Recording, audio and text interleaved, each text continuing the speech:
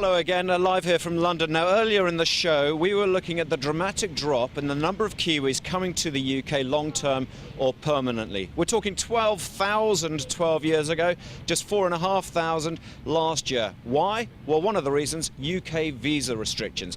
The Prime Minister told us why the UK government is so reluctant to relax those applications. What the issue here is that because they're now part of the European Union, they have no access or control over their borders. People are flooding in, that means about 250,000 people pouring into the United Kingdom. They're trying to reduce those numbers, so the only place they can reduce it is areas where they have control. They have no control in Europe, they do have control with us. Well, despite that, the UK lawmakers, they seem sympathetic. They're saying the right things, they're not just changing anything.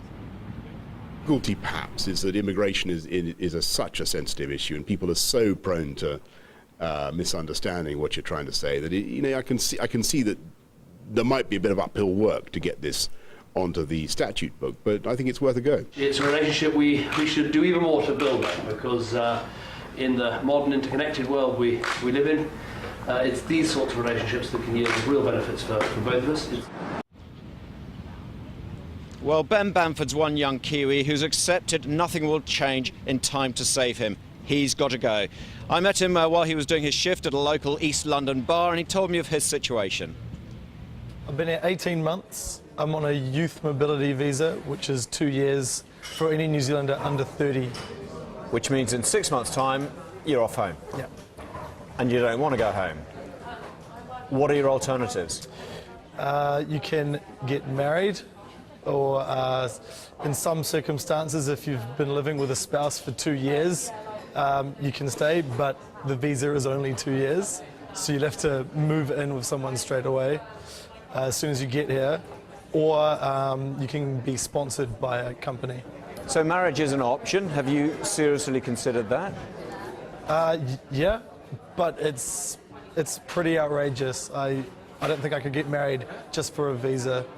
So you have seriously thought about getting married just to be able to stay here?